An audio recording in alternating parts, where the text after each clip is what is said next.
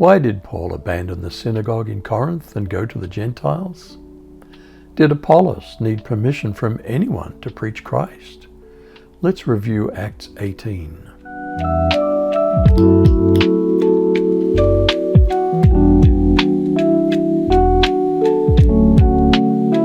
Where did Paul go after leaving Athens, and where did he begin preaching? After these things, Paul departed from Athens and went to Corinth, and he found a certain Jew named Aquila, born in Pontus, who had recently come from Italy with his wife Priscilla, because Claudius had commanded all the Jews to depart from Rome, and he came to them. So because he was of the same trade, he stayed with them and worked, for by occupation they were tent makers. And he reasoned in the synagogue every Sabbath, and persuaded both Jews and Greeks. Why did Paul abandon preaching in the synagogue and go to the Gentiles? And after Silas and Timothy came down from Macedonia, Paul spent all his time preaching the word. He testified to the Jews that Jesus was the Messiah.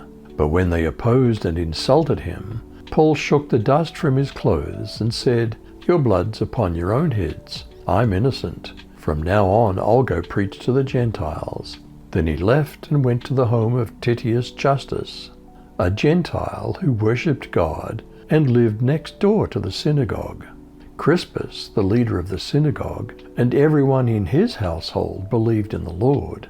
Many others in Corinth also heard Paul, became believers, and were baptized.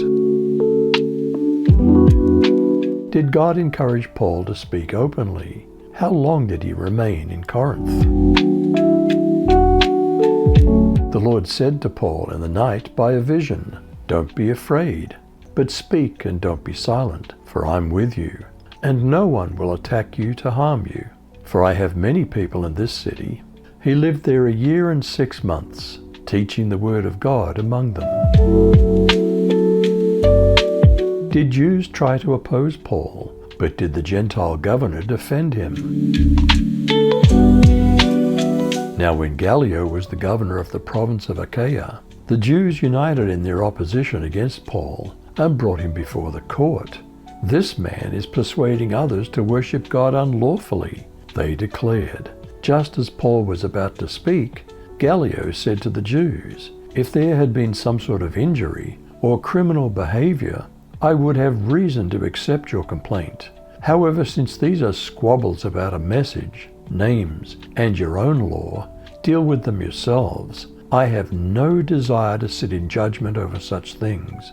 He expelled them from the court, but everyone seized Sosthenes, the synagogue leader, and gave him a beating in the presence of the governor. None of this mattered to Gallio. Where did Paul go next? Did he greet church members along the way? After Paul had stayed for a while with the Lord's followers in Corinth, he told them goodbye and sailed on to Syria with Aquila and Priscilla. But before he left, he had his head shaved at Cenchrea, because he had made a promise to God. The 3 of them arrived in Ephesus, where Paul left Priscilla and Aquila. He then went into the synagogue to talk with the people there. They asked him to stay longer, but he refused. He told them goodbye and said, "If God lets me, I'll come back." Paul sailed to Caesarea, where he greeted the church. Then he went on to Antioch. After staying there a while, he left and visited several places in Galatia and Phrygia. He helped the followers there to become stronger in their faith.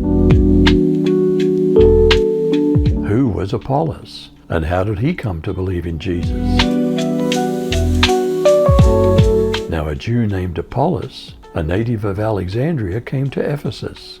He was an eloquent man, competent in the scriptures. He'd been instructed in the way of the Lord, and being fervent in spirit, he spoke and taught accurately the things concerning Jesus.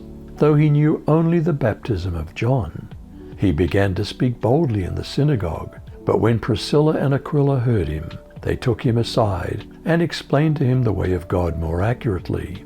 And when he wished to cross to Achaia, the brothers encouraged him and wrote to the disciples to welcome him. When he arrived, he greatly helped those who through grace had believed, for he powerfully refuted the Jews in public, showing by the scriptures that the Christ was Jesus. Why did Paul abandon the synagogue in Corinth and go to the Gentiles? Did Apollos need permission from anyone to preach Christ? You decide.